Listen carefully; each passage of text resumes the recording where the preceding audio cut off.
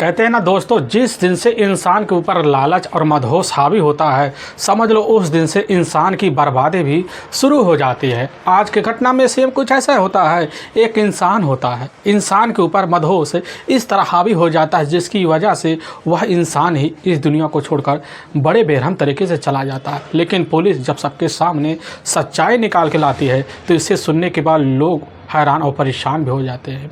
आखिर क्या था आज की घटना में, आज की घटना में क्या हुआ, आज की घटना की आप पूरी तह तक सच्चाई जानने के लिए इस वीडियो को आप लास्ट तक ज़रूर देखिएगा। नमस्कार दोस्तों, मैं प्रदीप कुमार आपको इस टेढ़ी बात चैनल पे मैं स्वागत करता हूं। दोस्तों आज की यह जो सच्ची घटना है, यह घटना सुनाने से पहले मैं आपसे एक छोटा सा रिक्वेस्ट करना चाहता हूं, क्योंकि आप अगर इस चैनल पर नए आए हुए हैं और पहली बार आए हुए हैं तो एक बार जाकर आप अपने इन्हीं प्यारे हाथों से आप इस चैनल को सब्सक्राइब ज़रूर कर लीजिएगा, ताकि आपकी वजह से आज जो वीडियो इम्पोर्टेंट होकर नाते काफ़ी लोगों तक पहुँचाया जा सके, और इसके लिए हम आपके तहे दिल से शुक्रगुजार रहेंगे। दोस्तों आज की यह जो सच्ची घटना है, यह घटना ठीक उत्तर प्रदेश का ही जाना माना पूर्वांचल एक ज़िला पड़ता है गोरखपुर, और ठीक उसी में ही एक शाहपुर कोतवाली पड़ता, और उसी कोतवाली का ही एक मादनगर दरगहिया मोहल्ला पड़ता है। उसी मोहल्ले के रहने वाले होते हैं रामाश्रय यादव, जिनकी उम्र लगभग यही 52 साल के आसपास होती है।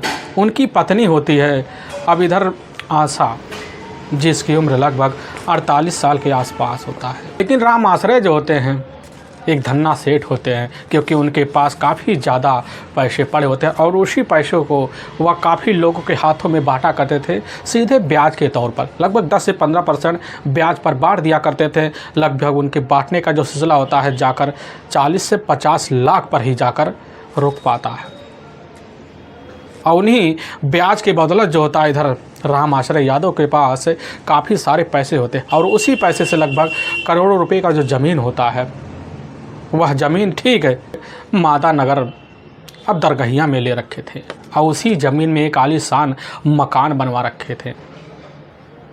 उनके पास लगभग 20 बीघा की जो खेती होती है ठीक वह तौर तरीके से होती है।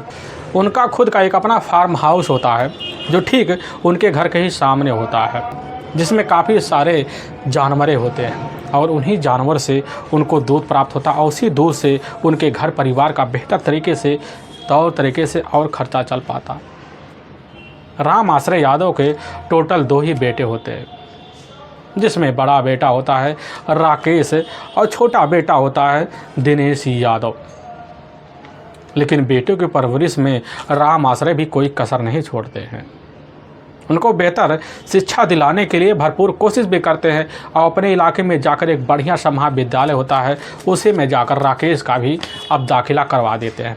राम आश्रय अपने इलाके में एक धन्ना सेठ के नाम से जाने जाते थे। उनके परिवार में किसी चीज़ का भी कोई कमी नहीं होता है, ना कोई खाने में, ना किसी के बोलने चालने में, ना उनके परिवार में मकानों का। इसीलिए उन्हें लोग धन्ना सेठ के नाम से भी बुलाते हैं। यानी कि सीधा तौर पर देखा जाए राम आश्रय एक भवदंडी आदमी हो चुके होते हैं।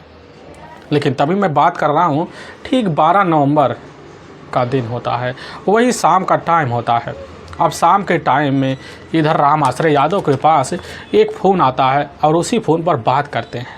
वह किसी और का फ़ोन नहीं होता है, बल्कि उन्हीं की जानने वाली एक महिला होती है मंजू, जो ठीक है वहाँ से लगभग 6 किलोमीटर दूर ही अभिषेक नगर शिवपुर नहर कॉलोनी में ही रहने वाली होती है। उसका अपना पति भी होता है गामा यादव, जो ठीक 5 साल पहले जो होता है एयरफोर्स की नौकरी से सेवानिवृत्त होकर मौके पर ही झारखंड के ही बोकारो में जाकर एक नौकरी करते हैं। लेकिन इधर जो होती है मंजू के टोटल 2 बेटे भी होते हैं, जिसमें बड़ा बेटा होता है अब संजय, और छोटा बेटा होता है सौरभ। मंजू की उम्र लगभग 40 से 41 साल के बीच होती है।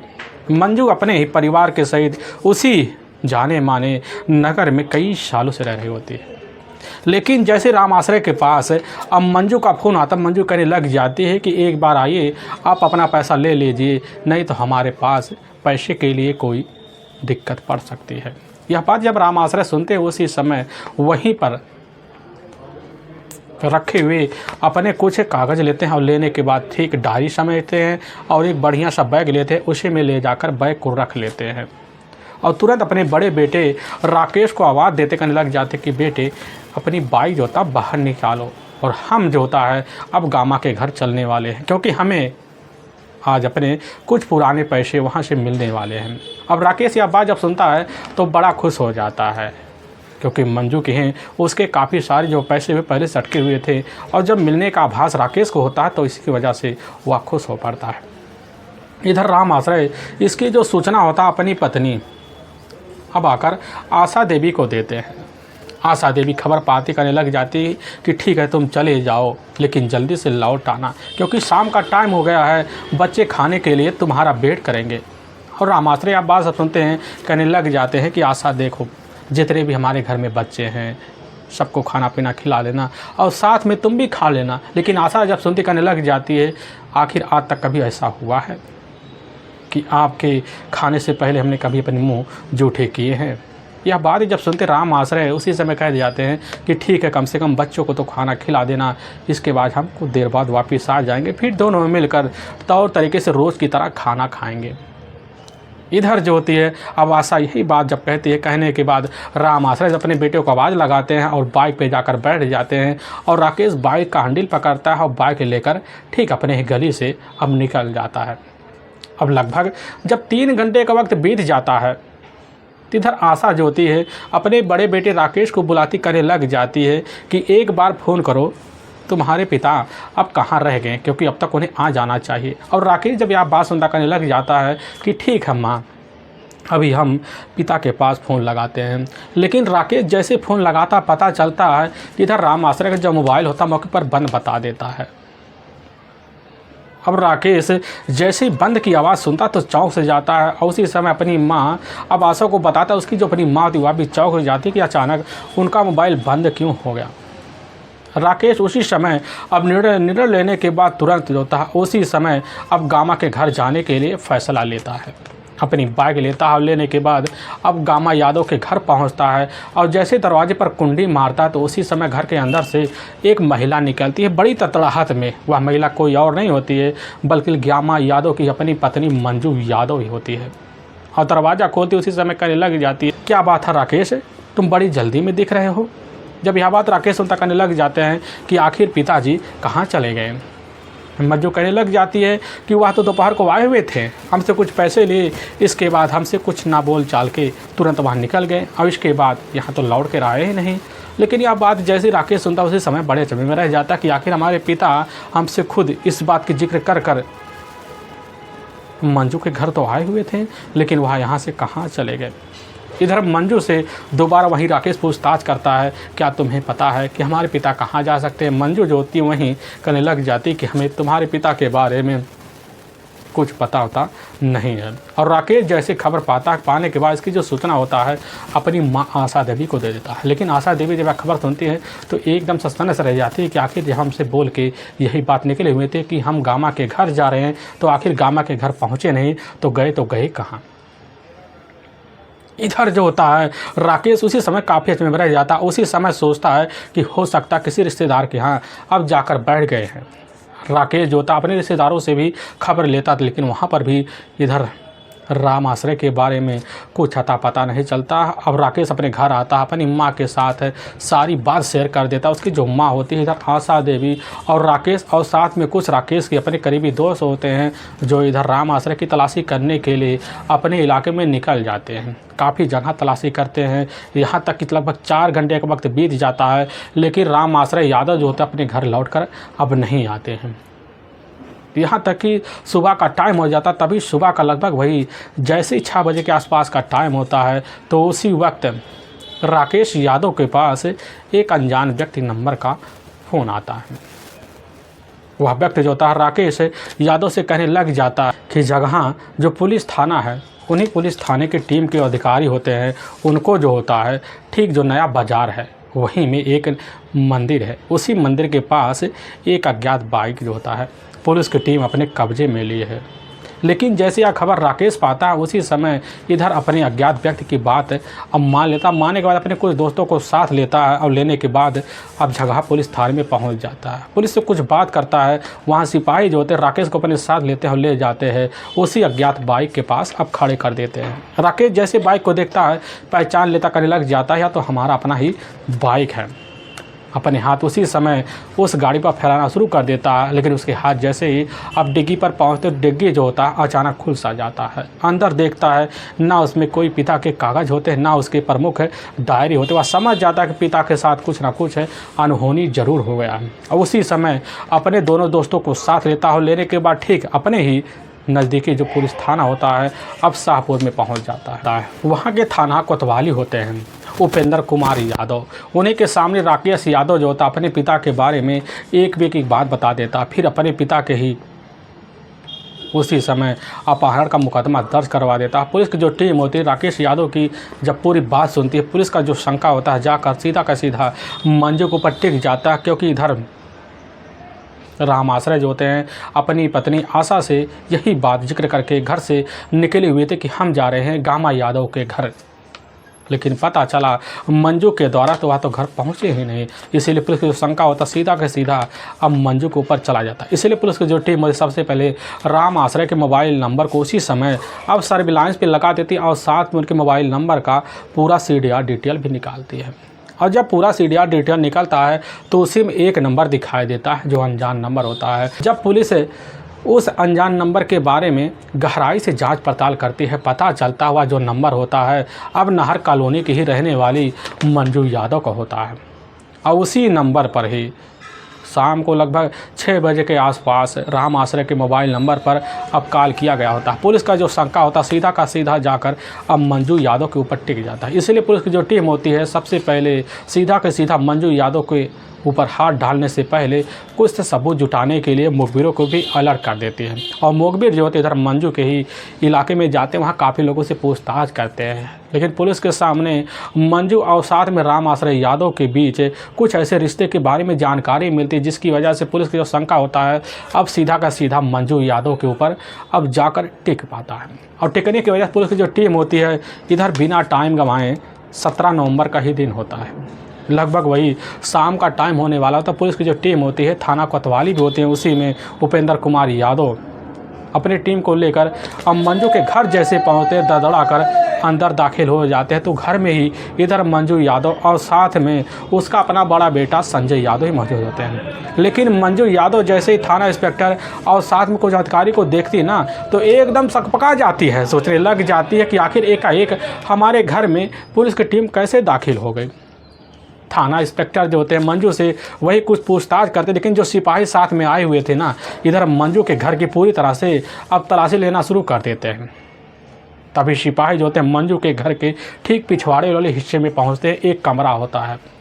और जैसे अंदर दाखिल होते हैं तो वह कमरे का जो नज़ारा होता है देख कर कुछ सिपाही वहीं पर दंग हो जाते हैं कि कमरे में जो फर्श होता है आधा तो फर्श लगा होता है लेकिन आधा तो मिट्टी होता है, जो मिट्टी होता है पूरी तरह से लीपा हुआ होता है।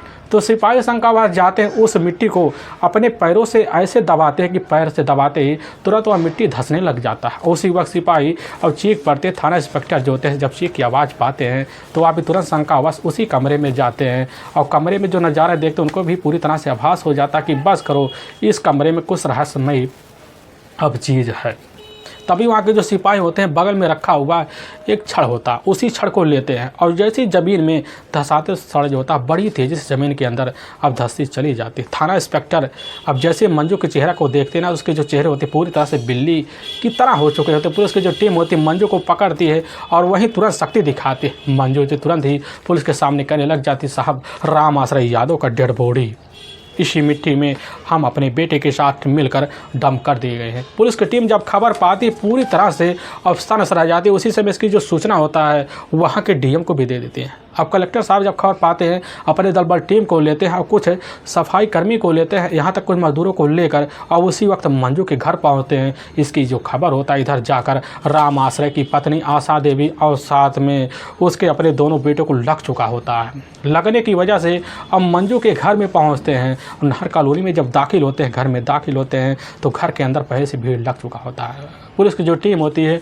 वह मजदूरों के तहत अब मिट्टी की खुदाई करना जब शुरू कर देती है, काफ़ी फिट गड्ढा गहरा खोदा जाता है। तो उसी में सही में राम आश्रय का डेड बॉडी पूरी तरह से मृतावस्था में मिलता है। पुलिस की टीम जब देखती है ना राम आश्रय के डेड बॉडी को, पूरी तरह से सन्न सा रह जाती है। इधर मंजू के साथ आए हुए काफ़ी लोग वहीं होते हैं, वह भी मंजू को देख कर तरह तरह की बातें करना शुरू कर देते हैं। लेकिन आशा और राकेश जब पहुँचते हैं ना, तो वहीं देखकर राम आश्रय के डेड बॉडी को दहाड़े मारना अब शुरू कर देते। पुलिस की जो टीम होती है उधर आशा देवी के तहरीर पर बिना टाइम गंवाए सबसे पहले मंजू के ऊपर हत्या का मुकदमा दर्ज कर लेती है। इधर राम आश्रय यादव के बॉडी का वहीं पंचनामा भरती है और उठाकर अपने ही नज़दीकी सरकारी अस्पताल में अब पोस्टमार्टम के लिए भिजवा देती है। पुलिस की जो टीम होती है मंजू यादव और साथ में उसके अपने बेटे अब संजय यादव को अपने कस्टडी में लेती है। लेने के बाद ठीक अपने ही थाने अब शाहपुर में ले जाती है। पुलिस के आगे बिना कितना सख्ती दबाव के इधर मंजू यादव और साथ में संजय यादव टूट जाते हैं। लेकिन जो सच्चाई रखते हैं, इसे सुनने के बाद लोगों का कलेजा एकदम थर्रा सा जाता है। असल में गामा यादव जो होता है और साथ में उसकी जो अपनी पत्नी होती है मंजू यादव, ठीक इस घटना की जो शुरुआत हो रही है 25 साल पहले से हो रही है। उसी साल मंजू और साथ में गामा यादव की शादी होती है। लेकिन गामा यादव जो होता है मौके पर एक एयरफोर्स का ही अधिकारी भी होता है। अधिकारी होकर नाते उसके घर में उसका मान सम्मान काफ़ी ज़्यादा होता है। लेकिन 25 साल पहले जो होता है नंदा नगर में ही मौके पर एक कमरा किराए पर लेकर वहीं पर रहा करता था। लेकिन इसी बीच मंजू के टोटल 2 ही बेटे होते हैं। दोनों बेटों को तौर तरीके से पालन पोषण भी करती है। अपने घर में दिन भर अकेले ही पड़ी रहती थी, क्योंकि उसका जो अपना पति होता है मौके पर एयरफोर्स में जाकर तैनात होता है, जिसकी वजह से पूरा दिन इधर मंजू घर में अकेली पड़ी रहती है। लेकिन मंजू की मुलाकात होता है उसके इलाके में आकर, एक दिन खुद जाकर राम आश्रय से हो जाता है। लेकिन राम आश्रय जब मंजू को देखता है, देखने के बाद उसकी खूबसूरती का वहीं दीवाना हो जाता है। भले ही राम आश्रय के टोटल 2 बेटे होते हैं, लेकिन इधर मंजू पूरी तरह से खूबसूरत होती है, क्योंकि उसके दोनों जो बच्चे होते हैं अभी पूरी तरह से छोटे होते हैं। खूबसूरती उसकी पूरी तरह से निखार मार, जिसकी वजह से मंजू का इधर जो होता है धीरे धीरे राम आश्रय की तरफ झुकाव बढ़ जाता है। बढ़ने की वजह से राम आश्रय इधर बिना टाइम गंवाए भी मंजू को अपने करीब लाने की भरपूर कोशिश भी करता है और उसी दिन से मंजू के घर आना जाना लगा देता है। आने जाने की वजह से इधर मंजू भी राम आश्रय के ऊपर ध्यान देने लग जाती है। लेकिन अब जब भी कभी राम आश्रय मंजू के घर आता तो काफ़ी सारे गिफ्ट लेकर आता, वो अभी महंगे महंगे। अब यही गिफ्ट देख कर मंजू जो होती है उसके ऊपर खिंची हुई चली जाती है। मंजू के दोनों जो बेटे होते गिफ्ट को पाते तुरंत हुआ खेलने के लिए उस गिफ्ट को लेकर बाहर निकल जाते हैं, जिसकी वजह से मंजू घर में अकेली रह जाती। राम आश्रय अब मंजू को अकेली पाकर घर में मंजू से हंसी ठिठोले अब करना शुरू कर देता है। लेकिन मंजू को जब इधर राम आश्रय के द्वारा काफ़ी ज़्यादा पैसे प्राप्त होने लग जाते हैं, तो मंजू तो उसी समय बिना टाइम गंवाए अपने ही बेडरूम में जाकर राम आश्रय के साथ पति की गैर मौजूदगी में अपने ही बेडरूम में संबंध बना लेते हैं। और संबंध का जो सिलसिला होता है या बेधड़क चलने लग जाता है। लगभग चलते चलते इनके बीच 15 साल का वक्त बीत जाता है। लेकिन इस संबंध के बारे में ना इधर राम आश्रय की पत्नी अब इधर आशा को पता चलता है और ना इधर मंजू का अपना जो पति होता है अब गामा को पता चलता है। बेहतर तरीके से अपनी ज़िंदगी अब जीने लग जाते हैं। और जब जीने लग जाते हैं तो मंजू के अपने जो बड़े बेटे होते हैं, मंजू के जो अपने दोनों बेटे होते हैं, मंजू के अपने जो दोनों बेटे होते हैं वह एकदम जवानी की अवस्था पे पहुंच चुके होते हैं, जिसकी वजह से मंजू का जो अपना वह मकान होता है वह मकान छोटा पड़ने लग जाता है। पड़ने की वजह से मंजू भी सोचने लग जाते क्यों ना चलकर एक नया मकान लिया जाए। तभी मंजू को भी पता चल जाता कि राम आश्रय जो होता है एक ठाट बाट वाला व्यापारी है और साथ में ऋण वाला भी व्यापारी है, और यहाँ तक कि छोटा मोटा प्रॉपर्टी डीलिंग का भी काम किया करता था। और जैसे इस बात की इधर जानकारी जाकर मंजू को लगता, मंजू जो उसी दिन से जो होता है अपनी नज़रें सीधा के सीधा राम आश्रय के उसी तिजोरी पर टिका देती है, जिस तिजोरी की चाहत में वह पहले से ही पड़ी रहती है। राम आश्रय के पास जाती कहने लग जाती है कि हम चाहते दोनों अपनी ज़िंदगी बड़े खूबसूरत तरीके से रहकर अब बिताया जाए, इसलिए हम चाहते हैं कि एक हमें तुम प्लाट दिला दो और उसी प्लाट में बढ़िया सा मकान बनवा दो। लेकिन इधर जो होता है राम आश्रय मंजू के प्यार में इस तरह दीवाना हो चुका होता है कि मंजू की हर बात को मान लेता। मानने के बाद ठीक उसी अभिषेक नगर के ही शिव पर जो पड़ता है एक नहर कॉलोनी में पड़ता, उसी में जाकर नया प्लाट जो होता है मंजू को गिफ्ट के तौर पर दिला देता है। और मंजू जब लेती है तो उसमें ठीक है इधर राम आश्रय के ही पैसे से जाकर एक बढ़िया आलीशान मकान भी बनवा लेती है। लेकिन मंजू राम आश्रय से वादा भी कर देती है कि तुम्हारे पैसे हम धीरे धीरे चुकता कर देंगे। लेकिन मंजू को भी आभास हो जाता है कि अब हमसे पैसे कभी भी इधर राम आश्रय मांगेगा नहीं। लेकिन गामा जो होता है जब पता पाता है तो गामा जो होता है इधर राम आश्रय से बात करता है, पैसे देने के लिए हामी भर लेता है। लेकिन धीरे धीरे गामा जो होता है कुछ पैसे चुकता करना शुरू कर देता है। लेकिन इधर मंजू भी सोचने लग जाती है कि जब राम आश्रय के शौक़ है हम पूरा कर रहे तो हमारा शौक़ राम आश्रय क्यों नहीं पूरा कर सकता। तो उसी वक्त तिजोरी पर नज़र पड़ते ही इधर मंजू जो होता अपना हाथ पूरा का पूरा पैसे के लिए राम आश्रय के सामने फैला देते और उसी दिन से पैसे के लिए अब ब्लैकमेल करना शुरू कर देते। लेकिन जब भी रिश्ता रखता राम आश्रय तो मंजू के हाथ में काफ़ी सारे पैसे सौंप देता।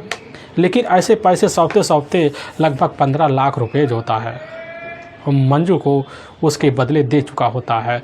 लेकिन इधर मंजू अपने शौक़ पूरा करते करते अपने बच्चों के साथ खूबसूरत तरीके से ढल भी जाती है। लेकिन ठीक 5 साल पहले जो होता है इधर गामा अब एयरफोर्स की ही नौकरी से सेवानिवृत्त हो जाता है। होने के बाद जो होता तुरंत उसको खबर मिलती कि झारखंड में ही जो बोकरो उसी में जाकर बढ़िया सा कंपनी है नौकरी मिल रही है। तो वहाँ पर गामा जो होता अब जाता है और वहीं पर नौकरी करना अब शुरू कर देता है। और करते करते इधर जब कुछ महीने बीतता है तो इधर राम आश्रय को भी लगने लग गया था मंजू के साथ हमारी ज़िंदगी खूबसूरत तरीके से उसके घर में बीतेगी, क्योंकि उसका जो पति होता अब महीनों महीनों बोकरों में पड़ा रहता था। और इधर मंजू अपने घर में दिन भर अकेली पड़ी रहती थी। इधर अपने शौक़ पूरा करने के लिए अब इधर साथ में मंजू और इधर राम आश्रय खूबसूरत तरीके से मंजू के घर में अपने रिश्ते कायम करना शुरू कर देते हैं। ऐसे कायम करते करते पूरे लगभग 2500 साल ऐसे निकल जाते, लेकिन किसी को कानों कान खबर तक नहीं लगता है। लेकिन इधर कैसे ना तैसे कर 10 लाख रुपए जो होता राम आश्रय अब मंजू से तो निकलवा लेता, लेकिन 5 लाख रुपए जो होता है मंजू को दिया हुआ राम आश्रय भूल बैठता है। लेकिन मंजू से बार बार कहता कि 5 लाख रुपए कैसे ना तैसे कर कर हमें दे दो, क्योंकि हमें अभी और प्लाट लेने। लेकिन मंजू जो होती नानुकुर करती रहती थी। लेकिन तभी 12 नवंबर साल 2013 का ही वही शाम का लगभग 6:30 बजे का आसपास का टाइम होता है। तो उससे पहले मंजू ज्योति राम आश्रय का फ़ोन कर कर अपने ही कमरे में पैसे देने बहाने अब बुला चुकी होती। अपने ही बेडरूम में ले जाकर मौके पर मंजू इधर राम आश्रय के साथ वहीं पर हम बिस्तर हुई अब पड़ी होती है। तभी मंजू का ही अपना बेटा आ जाता है सौरभ। अब जैसे आता है तो उसी समय राम आश्रय धड़ाक से उड़ जाता। उठने के बाद राम आश्रय के अपनी बातों में लेकर उसको कुछ पैसे दे देता है और देने के बाद सौरभ जो होता है वहाँ से मार्केट निकल जाता है। लेकिन इधर दोबारा अब रिश्ते को कायम करना शुरू कर देते हैं। लेकिन घंटों बीत जाते हैं रिश्ते दोनों के बीच कायम होते होते। लेकिन जैसे रात का वही 8 बजे के आसपास टाइम होता उसी वक्त मंजू का जो अपना बड़ा बेटा होता है इधर संजय एकाएक कमरे में दाखिल हो जाता। तो पता चलता है कि मंजू का जो बेडरूम होता है उस बेडरूम का जो मेन दरवाज़ा होता है वह खुला होता है। और संजय जो होता है जैसे कि दरवाजे की तरफ बढ़ता है तो उसी समय उसके कानों में कुछ हलचल मचती है। और उस आवाज़ को सुनकर तुरंत ही अपनी माँ के बेडरूम में जब जाता है तो अंजय जो नज़ारा देखता पूरी तरह से सन्न से रह जाता है, क्योंकि अपनी माँ को वह अपने ही इलाके के रहने वाले धन्ना सेठ राम आश्रय को जो देखता है तो संजय का वही माथा पूरी तरह से चकरा सा जाता है। संजय की नज़र जो होता है उस कमरे में इधर उधर दौड़ने शुरू हो जाता है। लेकिन उसी कमरे में साइड में रखा हुआ उसके ही आंखों के सामने एक कस्सी पड़ जाता है। और जैसे पड़ता कस्सी के पास जाता संजय उसी कस्सी को अपने हाथ में लेता और लेने के बाद राम आश्रय यादव के सर पर एक के बाद एक वार किया जाता है, जिसकी वजह से राम आश्रय यादव जो था वहीं पूरी तरह से मौत की नींद में सो जाता है। लेकिन मंजू जब संजय को देखती है देखने के बाद पूरी तरह से सनस रह जाती है। अपने बेटे को तौर तरीके से समझाती बुझाती, लेकिन उसी वक्त इधर सौरभ भी आ जाता है। सौरभ जब अंदर का नज़ारा देखता है पूरी तरह से चीख चिल्ला पड़ता है। लेकिन मंजू अपने बेटे सौरभ को वहीं तौर तरीके से भी चुप करवाती है। दोनों बेटों को समझाती बुझाती करने लग जाती है, कहीं अगर इसकी जो खबर होता है इस इलाके में फैला तो समझ लो हम तीनों लोग ज़िंदगी भर जेल में बिताएंगे। लेकिन मंजू जो थे वहीं पर एक ऐसा शातिर तरीका अपनाती, उसी तरीके के तहत जो होता है अपने ही घर में वही यादें काफ़ी गहरा गड्ढा खोदती है, उसी गड्ढे में ले जाकर राम आश्रय यादव के बॉडी को अब डंप कर देती है। करने के बाद उसी पे लिपाई पुताई कर देती है। लेकिन इधर संजय जो होता है राम आश्रय के मोटरसाइकिल को लेता है और लेने के बाद जो अब जगह थाने में जब पहुंचता है तो नया बाज़ार में घुसता है तो वहां पर एक मंदिर होता है, उसी मंदिर के करीब ले जाकर राम आश्रय के मोटरसाइकिल को खड़ा कर देता। फिर वहीं से ही बस पकड़ता, बस पकड़ने के बाद ठीक अपने पिता के पास पहुँच जाता है। लेकिन इधर मंजू जो होती है पूरी तरह से उलझनों में पड़ी होती है। लेकिन पुलिस की जो टीम होती है इस केस की जांच पड़ताल करते करते मंजू के कमरे में जब पुलिस सहित दाखिल होती है तो पुलिस के सामने पूरी सच्चाई निकल कर। लेकिन पुलिस की जो टीम होती है इधर मंजू के तहरीर पर उसके अपने दोनों बेटों को अपने कटरे में लेती है। लेकिन मंजू के ऊपर काफ़ी गंभीर धारा में मुकदमा दर्ज करके ले जाकर हमेशा हमेशा के लिए अब जेल के सलाखों के पीछे डाल दिया जाता है। दोस्तों, हमें इस घटना को सुनाने का जो उद्देश्य होता है किसी को दिल को ठेस पहुंचाने का नहीं है, बल्कि आपको यह बताना है कि आप चाहे जहां भी रहें आप सावधान और सतर्क जरूर रहें। दोस्तों फिर मिलेंगे एक नए वीडियो के साथ, तब तक के लिए जय हिंद और जय भारत। लेकिन दोस्तों लास्ट में इस घटना में यही निष्कर्ष निकलता है कि इधर राम आश्रय का अपना जो बड़ा बेटा होता है राकेश पुलिस के सामने जब गवाही देता है तो पुलिस वह कहने लग जाता कि साहब हमें पूरी तरह से यकीन हो रहा है कि हमारे जो पिता होते राम आश्रय वह गलत नहीं थे, बल्कि मंजू ही गलत थे। क्योंकि मंजू के ऊपर हमारे पिता के ब्याज के काफ़ी सारे पैसे पड़े होते हैं, जिसकी वजह से मंजू उन्हीं पैसों से छुटकारा पाने के लिए हमारे पिता को इस दुनिया से मिटा चुके थे। क्योंकि घटना वाले दिन हमारे पिता जो थे अपने जेब में लगभग 2 लाख रुपए एडवांस और साथ में 2 लाख कच्चे का लेकर यहाँ से निकले हुए थे। लेकिन वह पैसे साहब हमें बरामद नहीं हो पाए। पुलिस को भी शंका हो जाता कि बस करो, हो सकता है इसमें मामला कुछ और हो। लेकिन वाकई में दोस्तों पुलिस के सामने जो सच्चाई दोनों निकाल के लाते, सुनने के बाद पुलिस की टीम भी पूरी तरह से अफसरसा रह जाती है।